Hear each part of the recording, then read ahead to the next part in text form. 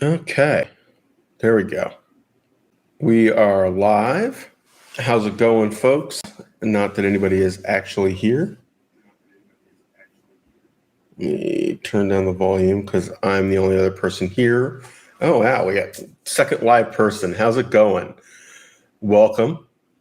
We haven't actually started yet. I just went live, 10 seconds ago. And gone.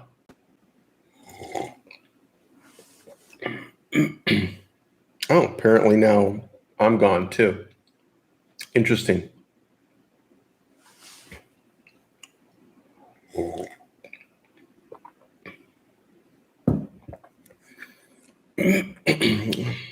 So it says I have no current viewers, except that I'm looking at myself as a viewer.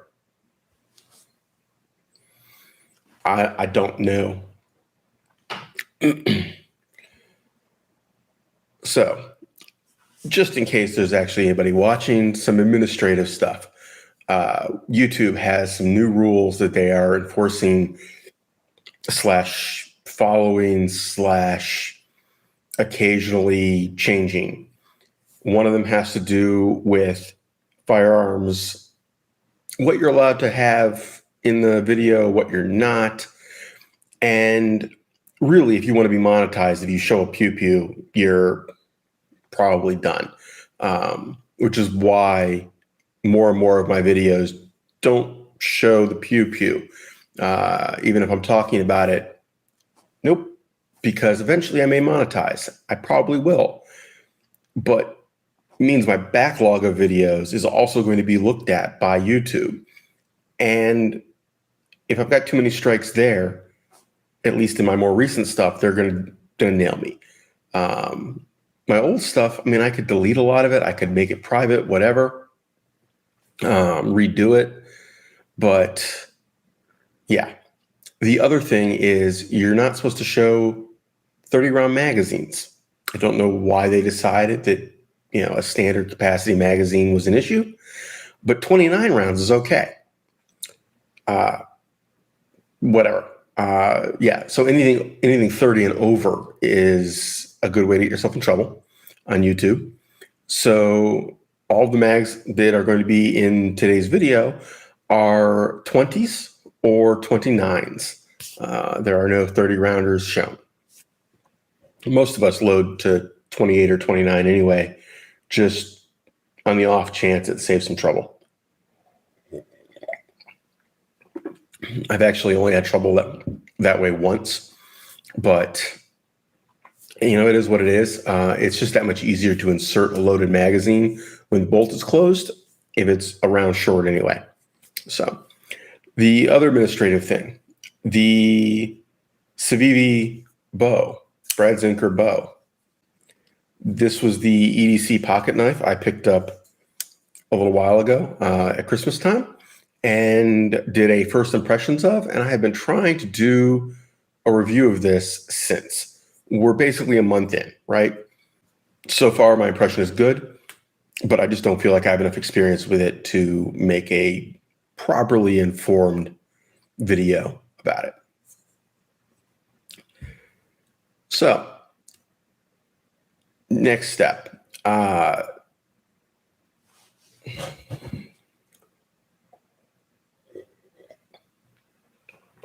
want to drink my hot chocolate before it's actually cold. This is already down to lukewarm.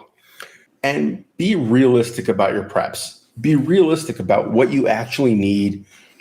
And once you get past the fun stuff, that just is exciting and great and wonderful, be realistic about your priorities.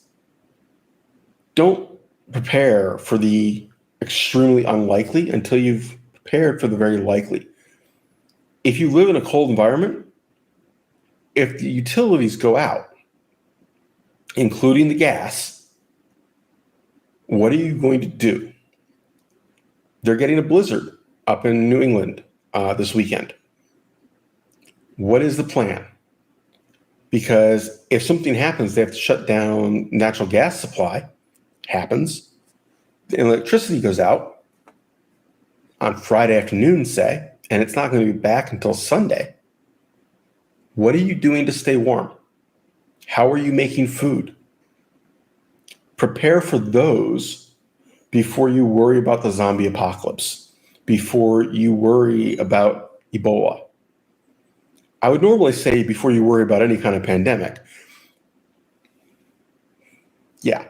But I would still say that those are more important than the pandemic, because the pandemic is not going to kill you this weekend for the most part. The odds are really good, right? But if you freeze to death, like, well, another death, he froze to death, dude. Yeah, check the box, but plan for the things that are most likely to happen first. Then work your way down the list. This is true whether you're planning in business or you're planning your own, oh shit preps at home. So for the general genre of the video, we are talking about, end of the world as we know it, civil war, foreign invaders, World War III, Night of the Walking Dead, whatever your scenario is. It doesn't have to be in the US. It could be anywhere. I'm kind of basing it off of US, Eastern Europe, Scandinavia, where for the most part, you can remove society and you're still only going to have trouble with a very small percentage of the population. And be realistic about your preps. Be realistic about what you actually need. And once you get past the fun stuff, that just is exciting and great and wonderful, be realistic about your priorities. Don't prepare for the extremely unlikely until you've prepared for the very likely. If you live in a cold environment, if the utilities go out, including the gas, what are you going to do? They're getting a blizzard up in New England this weekend. What is the plan? Because if something happens, they have to shut down natural gas supply. Happens. The electricity goes out on Friday afternoon, say, and it's not going to be back until Sunday. What are you doing to stay warm? How are you making food? Prepare for those before you worry about the zombie apocalypse, before you worry about Ebola. I would normally say before you worry about any kind of pandemic. Yeah. But I would still say that those are more important than the pandemic, because the pandemic is not going to kill you this weekend for the most part. The odds are really good, right? But if you freeze to death,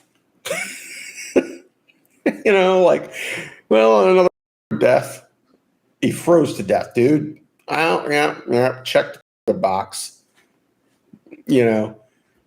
but plan for the things that are most likely to happen first. Then work your way down the list. This is true whether you're planning in business or you're planning your own, oh shit preps at home. First, I think people vastly overestimate how much ammo they need. I routinely hear people like, you need 10,000 rounds or this or that. I'm like, how are you going to carry it? And if you're not going to carry it, how many rounds do you think you're going to get to use before you wind up dead? If you are hunkering down and you get into multiple heavy-duty firefights where you are going through thousands of rounds of ammo, at some point, somebody's going to get you. Like, they're going to sneak in the middle of the night. They are going to somehow, get a explosive device close enough. They are going to get lucky when you aren't paying attention. You are eventually going to get killed. So the theory that you're going to go through a ton of ammo in that scenario and survive, I think that scenario assumes that you are John Wick or Steven Seagal.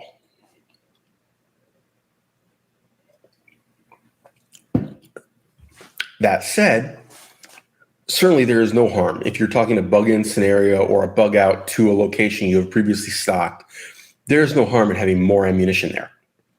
I am setting a lower limit, not an upper threshold. You can have as much as you want as long as you don't collapse the floor. And certainly having more means you can train other people. You can practice more on your own. You can be less cautious about how much you use up, which has advantages at times. It is certainly quite a deterrent if you have somebody causing trouble when you can just lay down a ton of fire and not worry about it. But again, we're talking, lower threshold and then however much you want to stock. So we're assuming you have to have the ability to bug out. And if you're bugging out, you have to be able to carry it. And you're probably going to want to carry some gear other than your firepower and fighting gear. You're not a soldier. You are going to be departing the area, and you're going to need food, water, some form of shelter or ability to make shelter, or a plan for using some other shelter. You're probably going to want some communications, some medical gear, some personal gear, things that matter to you personally. And then on top of that, any combat related gear. And today's environment, armor is cheap. Armor has gotten relatively light. I think that it makes a lot of sense. You have to decide whether that's lightweight armor or rifle plates, because soft armor is much easier to work in. It's much easier to wear all the time, much lighter, much more comfortable. But it only stops pistols. Now, in this scenario, pistols may still be more common, but now you're talking a scenario where rifles may be a real threat, as opposed to the pretty minimal threat they really are normally. So my own choice is rifle plates. My Slickster 3-round, 3 magazine system. Got a pocket knife over here. I would normally stash my radio over here. And I have level 3 plus plates in here. They're relatively light.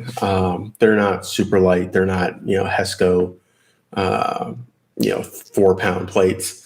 But the lightest ones I can justify the expense for.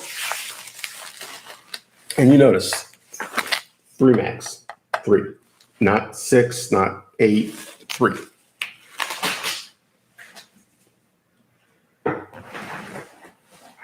And then on my belt, which I would be wearing more often than the plate carrier, 2 more rifle mags, 2 pistol mags, the radio clipped on for now. I would normally move it to the plate carrier.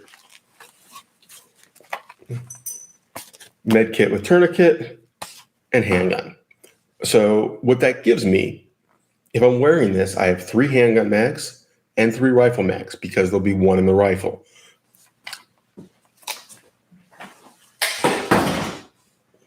Poor radio.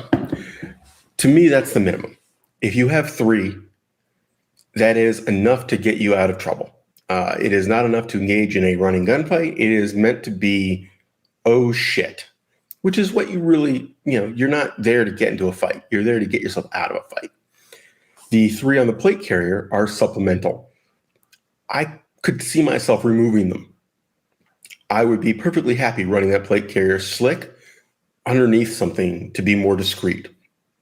I'll leave the rifle in the vehicle, or whatever it is, and be a little more discreet. That said, for the rifle, I'm keeping it pretty basic. I am going, in this case, pistol, actually. Suppressed, basic red dot. I keep a 20-rounder in there. I've got a Geisley airborne charging handle because, it doesn't jab me in the freaking ribs when I'm not wearing the plate carrier. It doesn't snag on the plate carrier all the time. I do not have an ambidextrous safety on this particular one, and I've got a basic trigger in this one. My SBR setup has the nicer hardware in it, but pretty basic. I like to keep it small. I like to keep it light.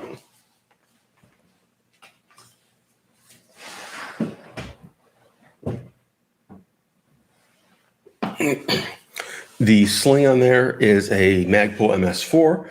I like the fact that it lets me carry it as a 2-point in various configurations, or as a single point if I desire to go that route. There are times I like single point. They're generally more active.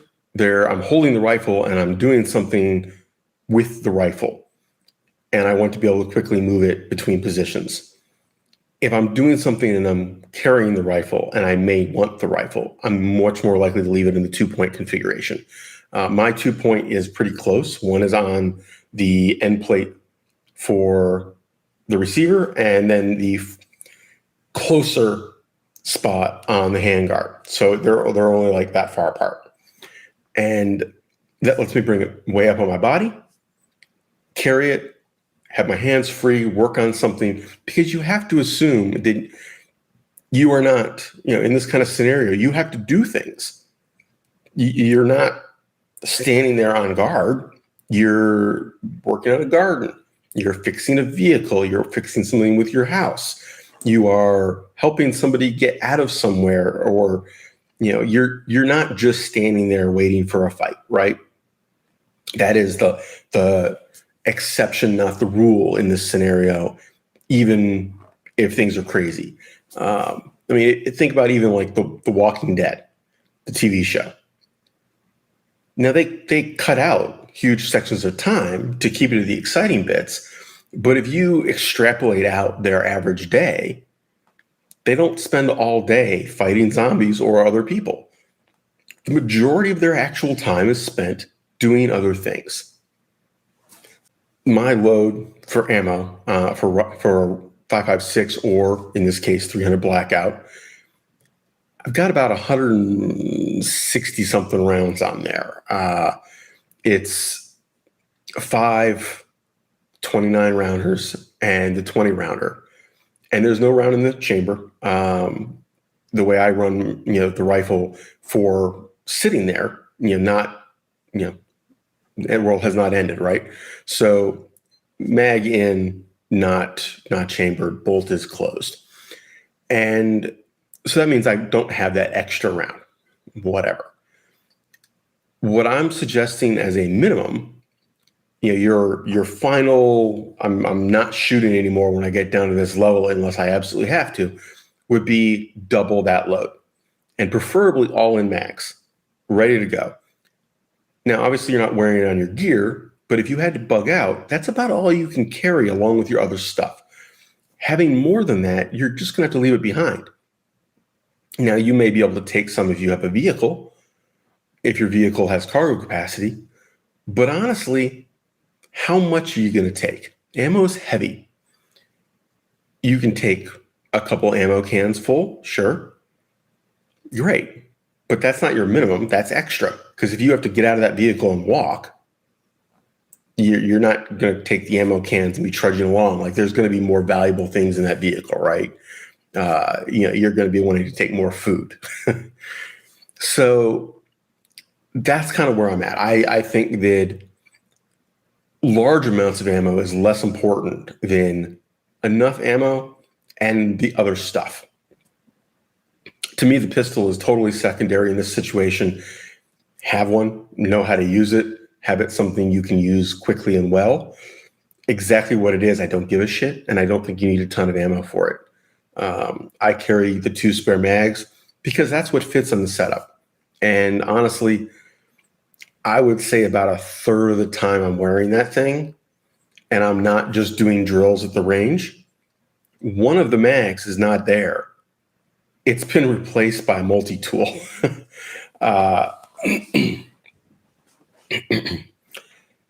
Because I don't have another spot on the belt for the multi-tool. And if I put the multi-tool in my pocket, very often I can't get to it because the med pouch blocks my right front pocket, which is where I would put it. Usually I can get to my left front pocket. I usually have my phone in that pocket. So it is what it is. What else we got? I think suppressed is extremely important, more so than people who are not familiar with shooting suppressed realize. It isn't about the volume so much as it's about the concussion and the visual signature. If you're trying to communicate with other people, if you're trying to maintain situational awareness, is key. And it doesn't take much of a suppressor to accomplish this. My 8-inch Form 1 cam that I made is not particularly sophisticated, nothing fancy, works absolutely just fine. I use it on my 300 blackout. I've used it on 308s. I have used it on obviously my I've used it on my 6.5 Creedmoor. I think I first started with my 300 blackout there, but I've used it on 300 blackout, 6.5 Creedmoor, and 308, and 5.56. In all of those cases, with supersonic ammo, it is still perfectly easy to communicate with other people. It doesn't mean I can talk to somebody while the firing is going on, but it means that bang, bang, bang, yep, this, and this, you go around that way, you go this way, or they're coming in the front door or whatever, and you can have that conversation. Your ears are not completely trashed. You haven't gone into auditory exclusion. So to me, that's important.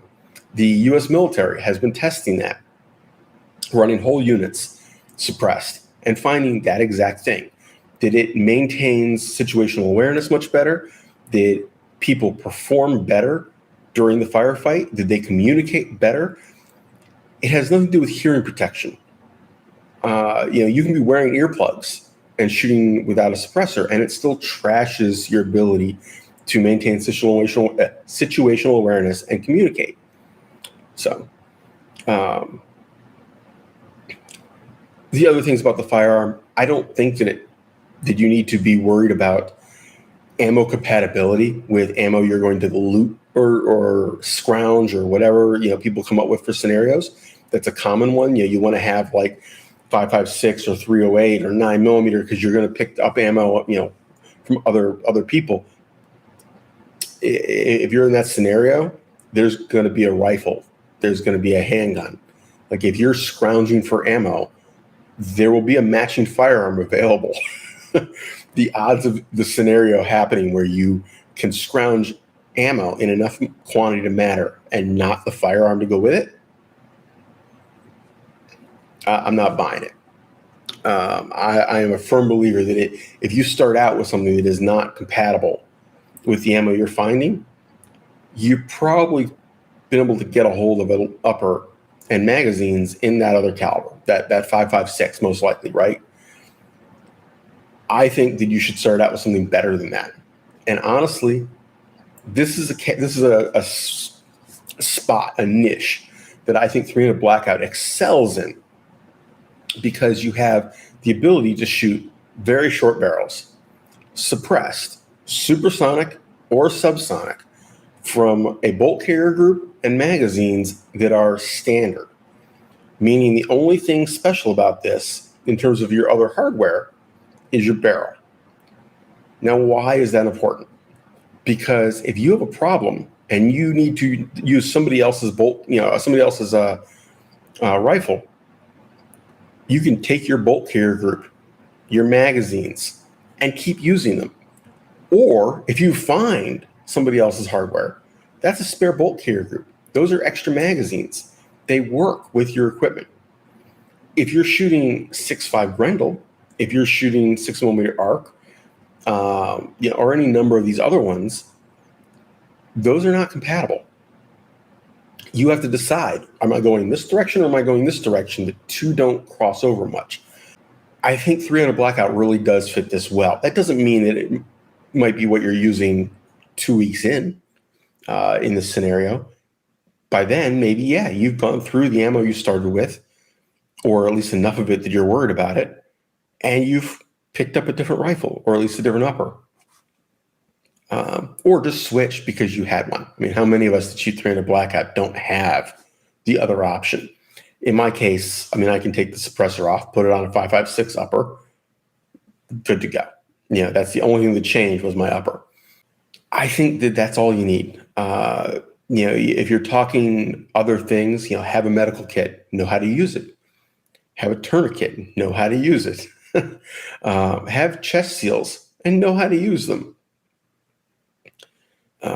Communications, I am a firm believer in having communications and knowing how to use it and practicing with it ahead of time. Day to day, ham radio is pretty freaking useless. I'm the ham radio guy. I don't use it day to day. Like, I don't get on some local net and chatter. But when we have a major weather event, I get out the radio and I listen. I make sure I'm on the right set of repeaters or on a local call frequency. And if anything happens that it's worth reporting, I put out that call. If I'm wondering about something, there is a glow in the distance. Hey, this is, in Bernie is, the high school on fire because it looks like the high school's on fire. And, somebody comes back with, no, but there's a truck on fire on the highway, whatever. Having the ability, knowing how to use it ahead of time, because it isn't something that is actually as simple and obvious as you think. Even something as simple as knowing how to share the frequency with somebody else so that you're not constantly talking over each other and you can actually communicate. That's important. That is not as simple as you think it is if you don't do it. The whole over, Roger, over and out, like, it sounds cute, but if you use it wrong, you are going to mess with people's heads and they are not going to be able to, communicate properly to you. Things like learning why a baofeng might not be ideal. Like, I use this Yaesu. Why do I use this Yaesu? Because it does more for me than the baofeng. Now, if you look at the spec sheet in terms of range, broadcast power, receiver sensitivity, frequency range, not any better than that baofeng. Recordable channels, there's enough channels on both of them that it doesn't matter. What does this give me? Clarity, both from me talking and me listening. The ability to have it scan frequencies very rapidly and stop if it hears something. Because if you're using a radio properly, you don't just start your call and go right into it. You start out with a repetitious introduction, basically. And the goal is that people hear it and get to the radio. They turn up the volume. The automated system says, oh, hang on, let me pause on that frequency. And it might have been 2-3 seconds before it got to that frequency in its cycle. And if you said the critical information right when you started talking, everybody missed it. It's a common thing on radio. People start right in and everybody's like, please repeat. I missed the first 2 seconds of that. Just learning that kind of thing. Learning to push the button, then start talking. Not push the button and start talking. Push the button, start talking. And the ability to just remember to let go of the button. People don't let go. The knowledge to how to use repeaters, because in a situation where things are sort of holding together but not great, people will still maintain those repeaters. At least they'll try, and they'll work for quite a while after things start to break down. Learning how to set up a basic repeater, because a really good one is much more complicated and requires some dedicated hardware. You can turn a couple of these into a repeater up on a roof, on a hill somewhere. You can do that if you know how. I literally have seen somebody take 2 baofengs, stuck together, set up properly with power leads going into them, and demonstrated this as a functional repeater. It works.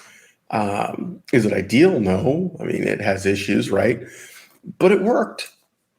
So yeah. I mean, I think that people vastly overestimate in these scenarios how much shooting you're going to do versus how much other stuff. If I had to give up a piece of hardware from my total kit, I could honestly see myself giving up the AR before I gave up the radio, the plate carrier. I could see myself going down to soft plates instead of hard plates easily. But I'm keeping the radio, I'm keeping the med kit, I'm keeping the handgun, because those are things that I can use way more easily. I can carry those much more easily. They are much more multi-purpose. I would rather have less firepower and avoid the fight or get out of the fight as quickly as possible than more firepower and think I'm going to win that fight, because at some point you're going to lose.